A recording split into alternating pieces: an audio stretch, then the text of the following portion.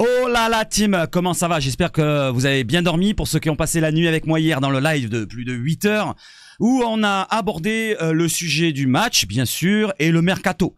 Alors on va aborder les deux sujets, mais principalement le mercato. On y va tout de suite parce que je travaille tout à l'heure. Il nous reste exactement J34 et il me reste à peu près 34 minutes. Donc le temps de faire la vidéo, de vous parler de tous les dossiers. On va parler de Ordonez, le défenseur central visé. On va mettre point d'interrogation et d'autres dossiers, voilà, que vous allez avoir en surprise dans cette vidéo. On y va tout de suite après quoi?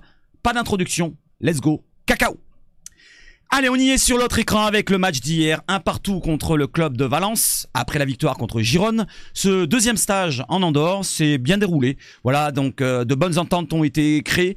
Sur le côté gauche, par exemple, avec Jonathan Rowe, qui a continué à montrer son talent. Voilà, il nous fait une bonne prépa, Jonathan Rowe, après son Euro Espoir où il a gagné, il a marqué le but qualificatif, j'allais dire, de la finale, pour la victoire finale de l'Angleterre dans l'Euro Espoir. Donc il nous fait une bonne prépa. Alors on va en parler dans les dossiers mercato tout à l'heure. D'abord, le mercato, on passe next et on parle un petit peu du match. Alors le match, ça va durer 2 minutes, même pas. Voilà, si vous voulez voir le mercato, c'est juste après. Je vous mettrai le timing juste en dessous quand j'aurai le temps dans la soirée.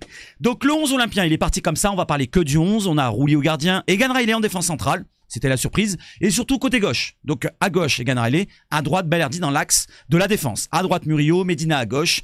Højbjerg devant la défense. Rabiot, Gomez dans les relais au milieu de terrain. Et Rowe à gauche. Greenwood, Guiri.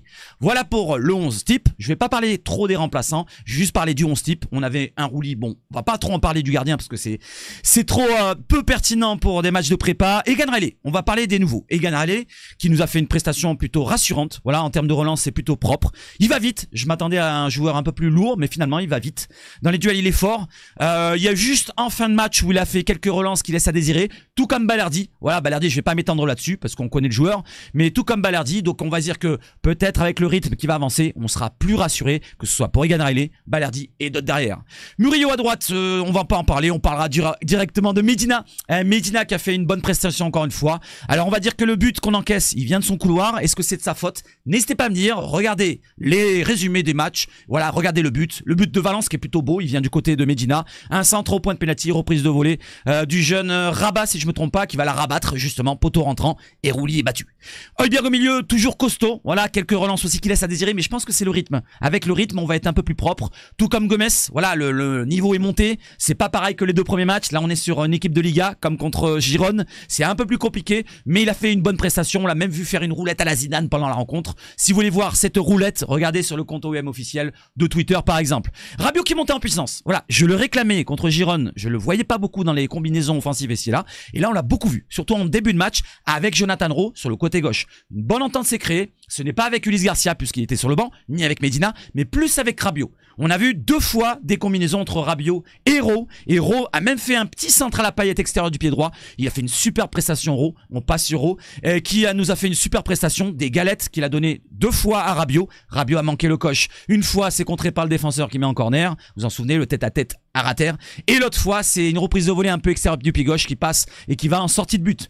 Donc Rowe, l'homme du match, il n'y a rien à dire d'autre dessus. Voilà, je vais vous montrer son but exceptionnel qu'il nous met, un 8,5, 9 sur 10. N'hésitez pas à me donner la note du but que je vais vous montrer juste après.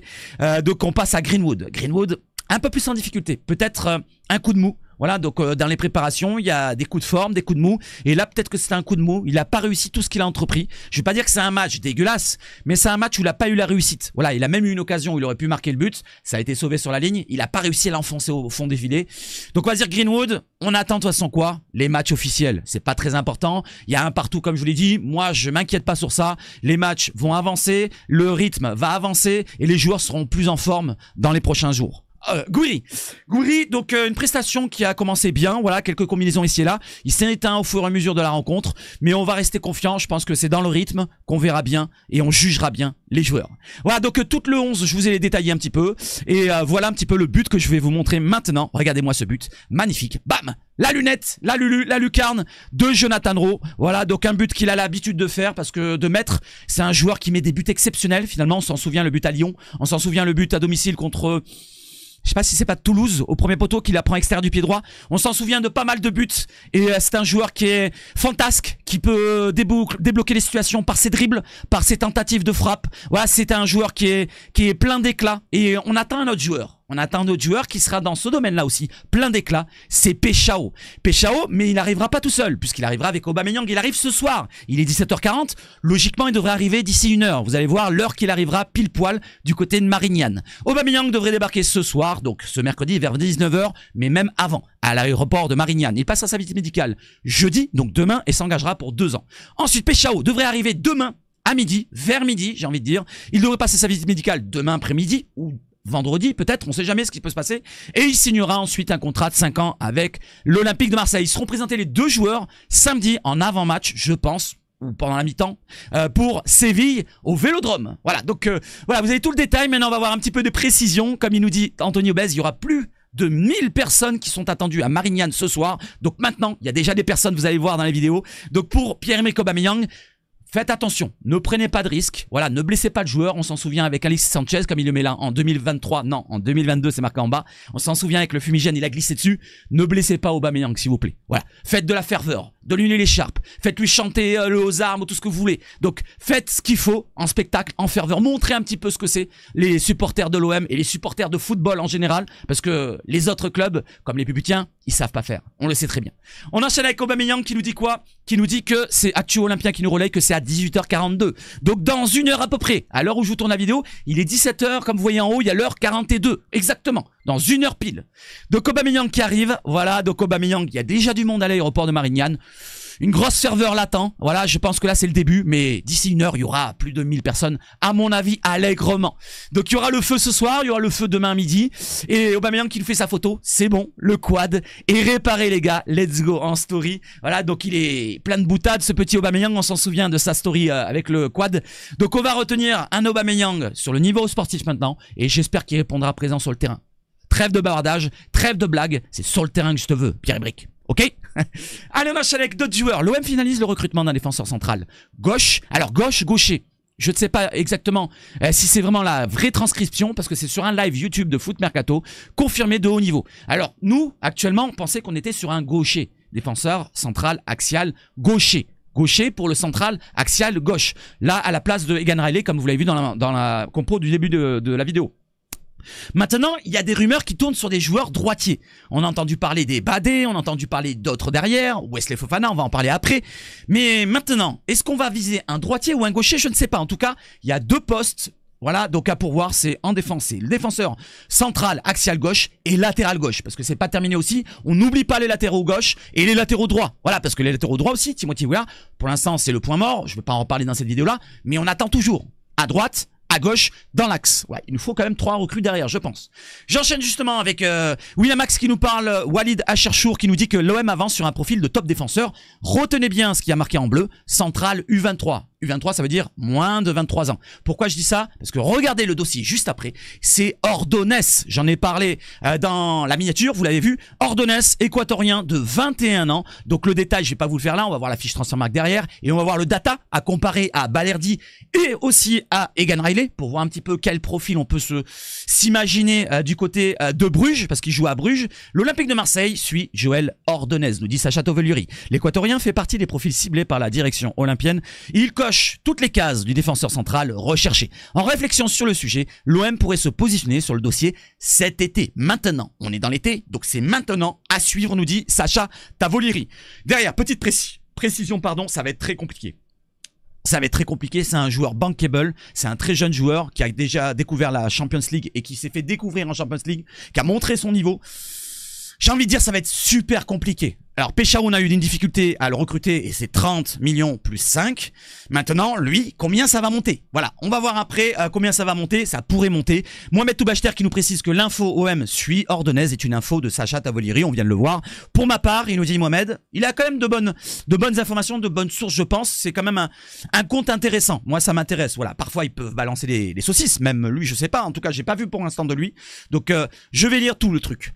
Pour ma part, j'ai répondu en disant que le concerné avait toute la première ligue sur lui. Donc il n'y a pas que l'OM, il y a des clubs de première ligue. Et on a vu que la première ligue, c'est chiant. Leeds, qui est un petit club de première ligue, puisqu'ils remontent, ils sont promus. C'était compliqué avec Péchao. Alors imaginez-vous si c'est un gros club derrière qui s'intéresse à Ordonez, ça va être extrêmement chaud Cacao. Allez, on va voir un petit peu le profil d'Ordonez. Joël Ordonez, il a 21 ans, comme je viens de vous le dire, il est né en 2004, très très jeune. Il a presque l'âge de mon fils, pour vous dire. 1m88, très grand gabarit, très costaud, défenseur central. International équatorien à 8 reprises. Ça montre la valeur qu'il est déjà international à 21 ans à peine. FC Bruges pour le club. Il joue à Bruges, un club qui vend très cher. C'est pour ça que je vous dis ça.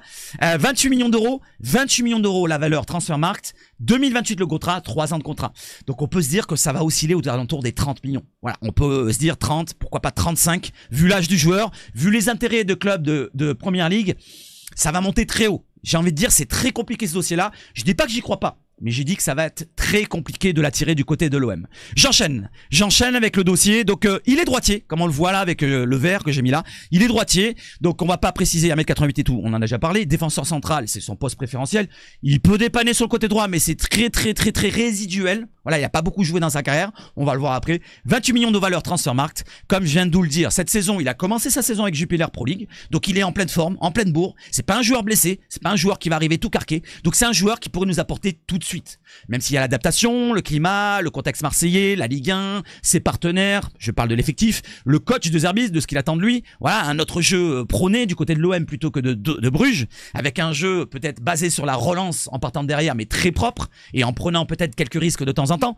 Donc voilà un petit peu, il est en forme, pour l'instant il joue, et c'est très bien comme ça. Si on s'intéresse aux joueurs qui sont en pleine forme, c'est ce qui m'intéresse. Je continue. Donc il a joué dans sa carrière en UEFA Champions League 12 fois, il a joué 9 fois en Conference League et 2 fois en UEFA Champions League qualification, si je me trompe pas, ou en Conference League qualification. Donc je vous montre juste ça, les matchs européens. Je vais pas vous montrer les matchs en Jupiler Pro League ou en Belgique. Il a joué aux alentours des 80 matchs avec le FC Bruges en monde pro. Donc c'est un jeune joueur, voilà, il découvre l'Europe depuis 1 an et demi, 2 ans, je sais plus combien exactement, n'hésitez pas à me dire dans les commentaires, mais ça fait pas très longtemps. Il a que 21 ans, n'oublions pas, il a encore largement le temps de monter en valeur et montrer son potentiel et de progresser, pourquoi pas, à l'OM s'il vient.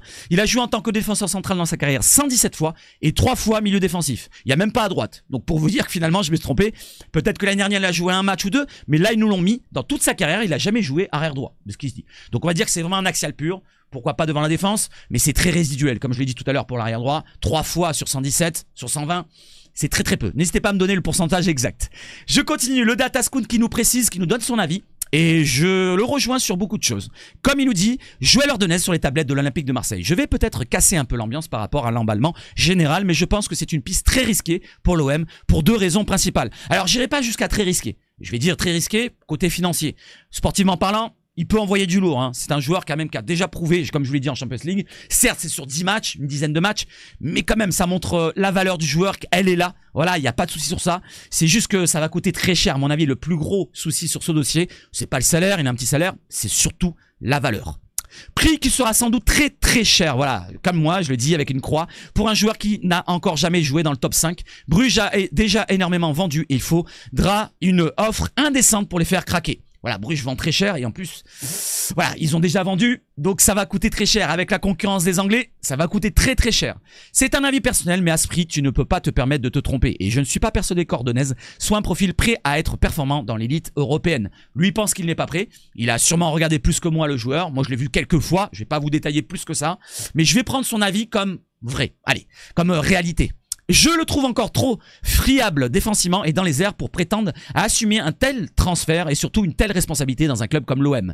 Par contre, Ordonez a une vraie qualité de pied qui lui permettra d'être très précieux à la relance. C'est ce qu'attend de Zerbi. Principalement la relance. Bien sûr, être sûr en duel, sûr dans le jeu aérien, sûr dans les duels même au sol. Donc il faut un joueur bien placé aussi pour la défense, pour être aligné, comme on l'a vu dans le match d'hier, hein, Valence, beaucoup de hors-jeu. Et j'ai l'impression que cette année, voilà, il y aura beaucoup de lignes de hors-jeu et on va beaucoup mettre en hors-jeu les équipes adverses. Je sais pas si vous n'avez pas l'impression comme moi, sur les derniers matchs, Girone et Valence, on a vu beaucoup de hors-jeu de Girone et de Valence. Je continue. Il a énormément d'avance dans ce registre, au point de vue relance, pour un joueur de son âge. Attention, mon analyse prend en compte le potentiel prix du joueur. Si on me dit qu'Ordonez signe pour 15-20 millions d'euros dans un club comme l'OM, je pense que la prise de risque est intéressante, car on parle d'un défenseur central de 21 ans avec une belle marge de progression, comme je l'ai dit tout à l'heure. Alors 15-20, ça va monter au-delà. Après, si c'est un l'échelonnement, pardon, comme on le fait souvent, on peut se tenter de dire, pourquoi pas un prépayant de 15-20 millions d'euros, Et derrière, une option de 15 millions derrière ou 10 millions derrière. Voilà, comme ça, ils auraient 30, 35 au total. Alors, c'est le tarif, hein. Voilà, faut pas s'inquiéter si on doit mettre l'argent sur ces joueurs-là. Vous avez vu l'estimation, vous avez vu qu'il y a des clubs de première ligue qui s'intéressent dessus. Voilà, faut se dire que dans le football actuel, le pognon, le pognon, le pognon. Malheureusement, c'est comme ça. Voilà, ça a monté crescendo depuis que les Parisiens, les Puputiens ont mis les 220 et les 180 sur Mbappé. C'est monté, c'est monté, c'est monté. Maintenant, on est des sommes extravagantes, extraordinaires, j'allais dire fantasques pour des joueurs qui n'ont pas la valeur qui sont achetés. Et c'est comme ça. Le football actuel, c'est comme ça. Lui, il a joué en Champions League. Il a quand même montré son niveau au très haut niveau. Donc, on peut se dire que la valeur, elle est là. Je continue. Donc, je pense que la prise de risque est intéressante. Je l'ai vu pour la progression. En revanche, s'il signe pour une somme supérieure à 25 millions, et je ne vois pas dans quel monde Bruges accepte moins, je trouve le pari très risqué par rapport aux interrogations entourant le joueur. Quand je vois qu'un Mosquera signé pour 15 millions à Arsenal, je trouverais incroyable qu'Ordonez parte pour plus de 30 millions. Donc, ce qui veut dire, lui, pour lui, c'est pas plus de 30 millions. Mais moi, je vous dis, ça peut dépasser les 30. À l'OM quand un autre club. Je continue. Bam. Je vous montre sa fiche. Donc, vous le voyez, 49 matchs, 3 buts, une passe D. Il joue, vous voyez, il joue axe droit. Ça, c'est, je sais pas comment le penser. Est-ce que Balerdi va passer axe gauche et Egan Riley axe gauche? Axe droit, on aura Ordonez avec, pourquoi pas, Egan Riley en concurrence ou alors Balerdi. Je sais pas comment on va pouvoir positionner ça. Et Medina, je sais pas. En tout cas, ça me semble bizarre qu'on se positionne sur un axe droit. N'hésitez pas à me dire ce que vous en pensez, surtout qu'on recherche un défenseur axe gauche. Il est comparé en profil similaire à Marquinhos des Paris et à Inigo Martinez du Barça. Donc deux joueurs très forts dans la relance. Comme vous voyez, passe en avant 91%, passe décisive attendue 75% pour un défenseur central. Duel défensif gagné très fort 81%, supérieur aux autres de Pro League. Voilà pour le détail du joueur et on va le détailler encore plus derrière parce qu'il y a une autre data et on descend justement. Merci la comparaison avec Egan Riley, on la voit tout de suite. Comparaison entre Ordonez et Egan Riley, on le voit. Donc il y a quelques similitudes comme les duels gagnés. Donc dans les duels gagnés, pourcentage, Egan Riley est très fort dans les duels et pareil pour Ordonez, il est très fort dans le duel. Peut-être par sa jeunesse, la fougue, l'explosivité. Je dis ça, je dis rien, peut-être que je me trompe. Ou alors son physique. Autre comparaison qu'on peut donner ensemble, c'est quoi? C'est les passes réceptionnées. Donc peut-être qu'il se propose beaucoup. Voilà, il dézone, il va dans un endroit où c'est libre et il va dans des zones libres où il reçoit le ballon. Réception du ballon, pas donner le ballon. Dans les courses progressives, on a un avantage à Ordonez. Voilà, il va plus aller vers l'avant avec le ballon ou sans le ballon. Dans les précisions de passe, il est plus propre Ordonez. Comme on l'a vu tout à l'heure dans la relance, il est très propre. Plus que Egan Riley. Dans les passes progressives, on a plus Egan Riley, on a plus passe longue pour Egan Riley. On l'a vu sur l'occasion avec Rabiot qui reçoit le ballon dans le 1-2 où il a un tête-à-tête avec le gardien contre Valence. C'est Egan Riley qui fait une superbe transversale laser pour Greenwood qui va faire une autre transversale pour après Jonathan Rowe qui va faire un 1-2 avec Rabiot. Ensuite, dans le reste, faites-vous votre propre avis. N'hésitez pas à me dire ce que vous en pensez dans les commentaires. Il y a une autre comparaison. On peut le comparer. Ça peut se ressembler un peu plus. Celle avec Balerdi. Vous regardez, c'est un peu plus ressemblant entre Balerdi et Ordonez. Ordonez est en vert, Balerdi est en bleu. On le voit dans beaucoup de domaines. Ils se ressemblent, ils s'assemblent. Comme les passes réceptionnées, on vient de le citer. Donc ça compare à Egan Riley et à Balerdi. C'est pratiquement complémentaire et idéal. Les passes progressives, ça se ressemble entre Balerdi et Ordonez. Les passes longues, allez, on n'est pas très loin, voilà. Les interceptions, on n'est pas très loin. Le duel aérien gagné, par contre, un avantage fort du côté de Balerdi, et c'est ce qu'a dit Dataskun, c'est un défaut par rapport à Ordonez, malgré sa taille d'1m88, ça m'étonne. Les duels défensifs gagnés, dans l'ensemble, on a Egan Riley qui est très fort, on a Balerdi qui est très fort, et on a Ordonez qui est très très fort. Duel défensif disputé, par contre là, c'est le nombre de duels défensifs disputés, c'est pas vraiment un défaut comme une qualité, mais ça montre que le joueur va au duel. Et Balerdi, on le voit très bien, il va beaucoup au duel, peut-être moins Ordonez, comme on le voit là, il est plus bas. Les actions défensives réussies, donc c'est à peu près kiff-kiff. Les courses progressives, plus d'efforts peut-être d'Ordonez, mais ça c'est par rapport au jeu aussi. Du côté de Bruges, du côté de l'OM, c'est pas le même jeu. C'est pour ça que quand je vous parle des datas, des graphiques et c'est là, à comparer mais prendre beaucoup de pincettes. Là on prend beaucoup de recul, c'est pas le même championnat, c'est pas les mêmes équipes, c'est pas les mêmes partenaires. Voilà, donc il y a beaucoup de choses à prendre en compte, beaucoup de facteurs. Et c'est une comparaison à brut. Voilà, à brut, pur et dur. Voilà, faites-vous votre propre avis pour les deux joueurs, pour les trois joueurs, même avec Balerdi. Et on passe sur un autre dossier. On va sur le milieu, sur l'attaque, plutôt sur l'attaque. Avec l'Atalanta qui pourrait se pencher, s'il y a un départ de Lookman du côté de l'Atalanta vers l'Inter, il pourrait se pencher sur Jonathan Rowe. On en a parlé hier dans le live, dans la vidéo d'hier, mais l'ADA, donc la DS, je sais pas comment ça s'appelle, de l'Atalanta, qui a actuellement d'autres priorités, dont celle du numéro 9, s'est renseignée. Et la valeur du joueur dépasserait les 20 millions d'euros. Et j'ai envie de dire, elle dépasserait peut-être les 30. Ah, n'oublions pas, on l'a acheté pour 16-17 millions d'euros. Je sais plus la somme exacte, n'hésitez pas à le dire. Mais il faudrait pas le vendre maintenant pour 20, 22, 23, 24, même 25, j'ai envie de dire. Je serais très très déçu qu'on lâche Jonathan Rowe. Avec la prestation qu'il vient de nous montrer, avec une année de plus d'adaptation, voilà, il va nous faire peut-être une année d'explosion. J'ai envie de dire, Jonathan Rowe, gardons-le. Ou alors, si on le vend, c'est 35 minimum. Voilà, le double de ce qu'on a acheté. Voilà, 35, le prix de Péchao. Voilà, comme ça, on se retrouve bien et on recrutera derrière, je l'espère.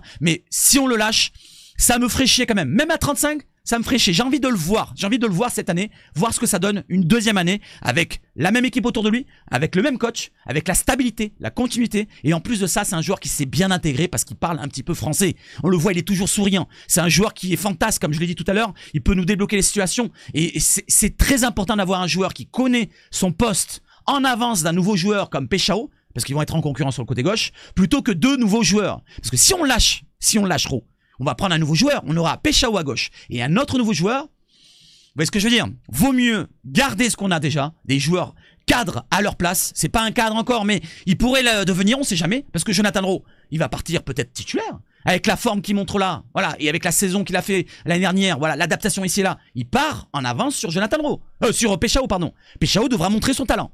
Voilà, donc je reste sur ça, Jonathan Rowe. N'hésitez pas à me dire ce que vous en pensez. Si vous êtes d'accord avec moi, n'hésitez pas à le dire. Un autre dossier, il est 56 et j'ai plus que 10 minutes. On y va tout de suite.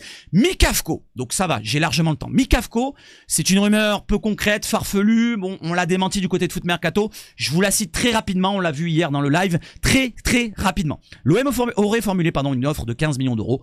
Conditionnel au Dynamo Kiev pour Taras Mikavko, des défenseurs central, 20 ans, gaucher. Le club ukrainien en réclamerait 20 millions d'euros. On va voir le profil. Exactement, ce qu'il a comme qualité. Donc l'OM sur Taras Mikavko, nous dit Datascount. Il a été démenti, comme je vous l'ai dit. On le voit en dessous. Santiauna nous dit non. Et lui, il lui dit, laisse-moi faire la pub pour mon site. Et j'ai liké parce que c'est marrant.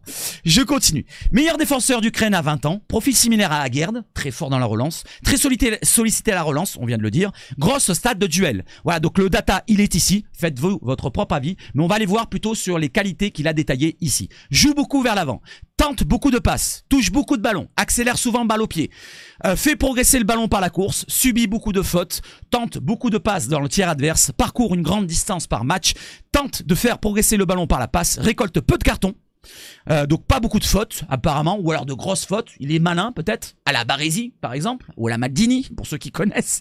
Réussit la majorité de ses passes progressives vers l'avant, donc allonge souvent le jeu, donc jeu long, et dispute beaucoup de duels aériens. Donc un joueur qui a de grandes qualités, voilà, un joueur très jeune, voilà, très tendre, voilà, j'ai envie de dire, si on le prend, ça serait peut-être pour une rotation concurrence au poste d'axial gauche, pourquoi pas Medina en titulaire et lui axial gauche derrière, voilà, j'imagine les choses comme ça, et derrière Balerdi et Ganrelli sur le côté droit, si bien sûr Ordonez, ça se termine pas, parce que s'il y a Ordonez qui vient, je pense pas qu'on ira sur Mikavko pour 15 millions d'euros, on va pas investir 15 millions ou 20 millions sur Mikavko et 25-30 millions sur Ordonez, vous voyez ce que je veux dire, on n'est pas non plus Crésus.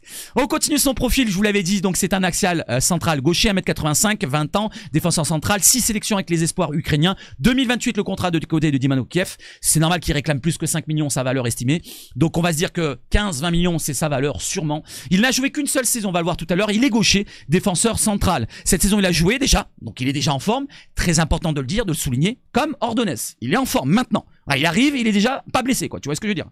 Je continue. Donc, à sa carrière, il a joué en première Liga, donc championnat ukrainien, 38 matchs, 7 matchs d'Europa League, 6 matchs de Champions League qualification. Voilà un petit peu pour tous les matchs qu'il a joué, une cinquantaine environ.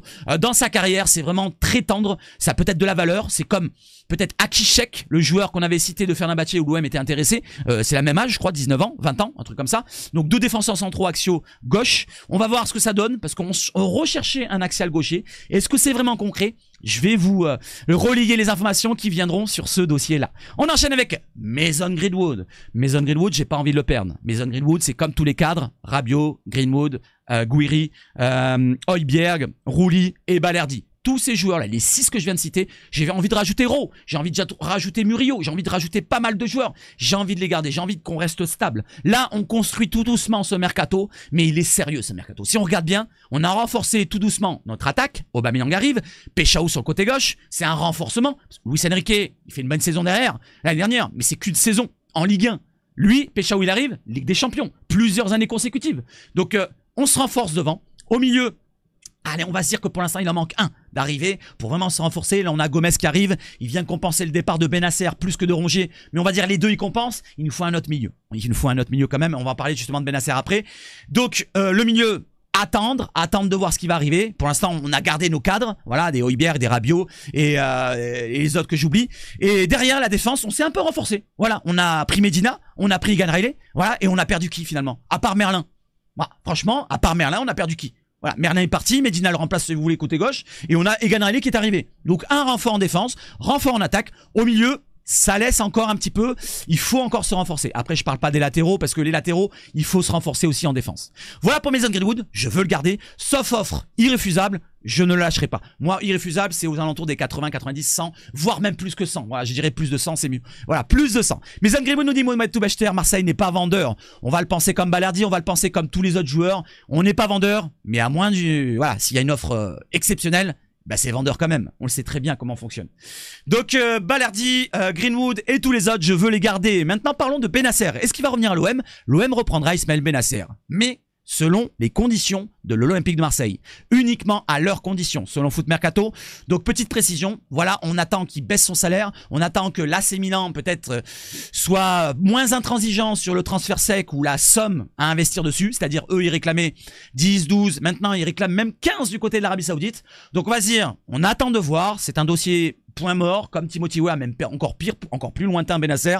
Donc s'il doit revenir à l'OM, bah, je lui souhaiterais re-bienvenue et j'espère qu'il fera une belle fin de préparation avec nous et qu'il se mettra en forme pour le début du championnat. Certes, il va peut-être manquer le début parce qu'il devra se remettre en forme. Peut-être qu'il est déjà en forme, je sais pas. Mais s'il revient, s'il est en forme, ça va nous apporter beaucoup. S'il est en forme, je rajoute bien, conditionnel, avec les si on refait le monde. Donc on sait très bien qu'il y a des doutes sur ça.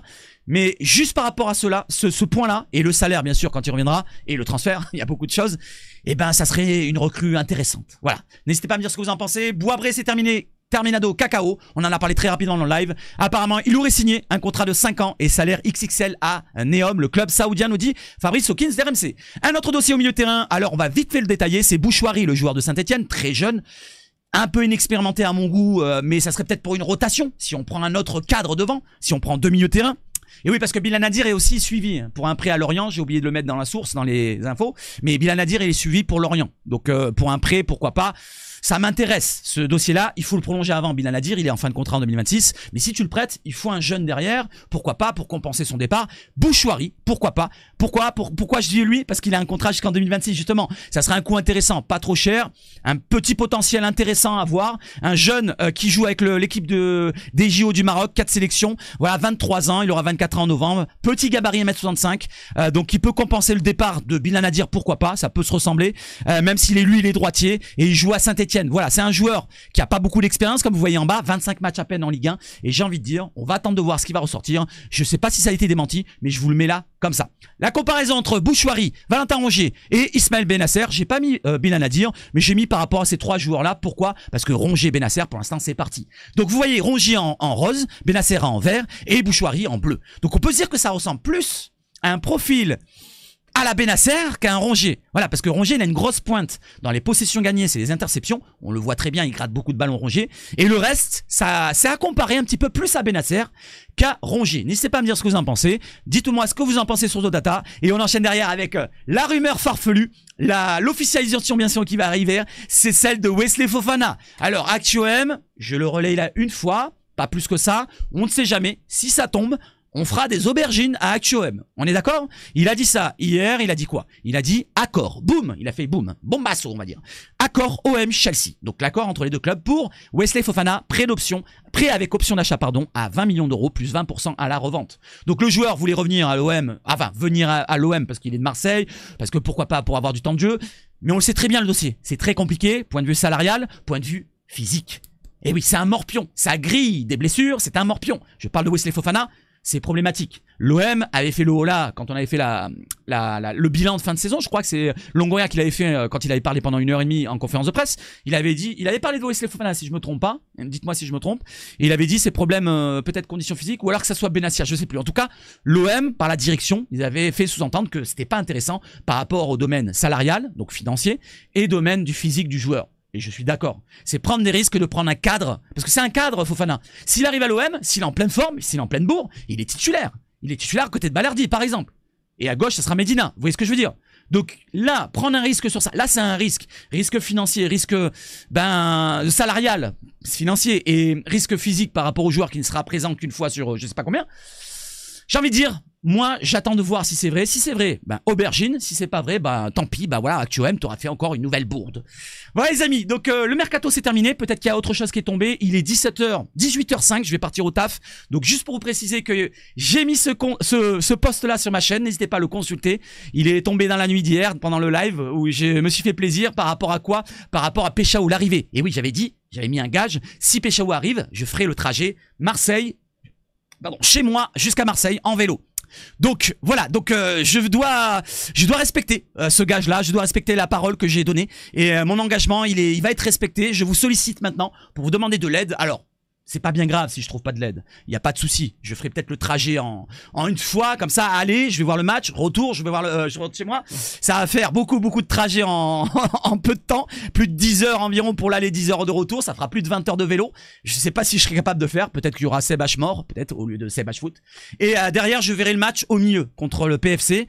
Donc, ceux qui sont intéressés de m'accueillir chez eux, un jardin, un logement de fortune ou un abri une niche de chien, pourquoi pas, je m'en bats les steaks. Voilà, pourquoi pas, mais c'est pas pour gagner de l'argent, parce qu'il y en a certains qui sont un petit peu haineux dans les messages, je l'ai vu, surtout un qui a répété sans cesse, ouais mais tu gagnes de l'argent et tout. Bien sûr on gagne de l'argent, tous les youtubeurs gagnent de l'argent, demandez aux autres qui font des vidéos sur l'OM, bien sûr ils font de l'argent, bien sûr, mais je fais pas de l'argent pour balancer ça sur des choses qui sont futiles. J'ai envie de dire, je préfère balancer de l'argent et payer un repas à une personne qui m'accueille. Voilà, je préfère faire ça et parler de l'OM plutôt que balancer sur l'argent sur un hôtel. Donc j'ai envie de partager un moment avec un supporter de l'OM sur Marseille. Pourquoi pas s'il veut m'accueillir. Voilà, si tu es célibataire, c'est encore mieux. Après, bon, il faut pas que t'aies des penchants, hein, mon cher ami.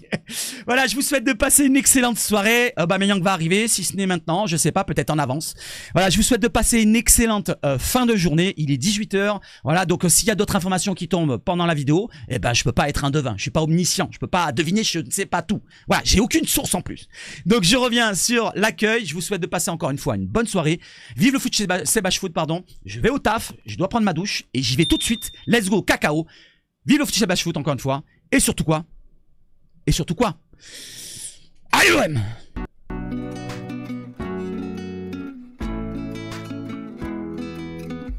Allez, ciao, ciao, ciao!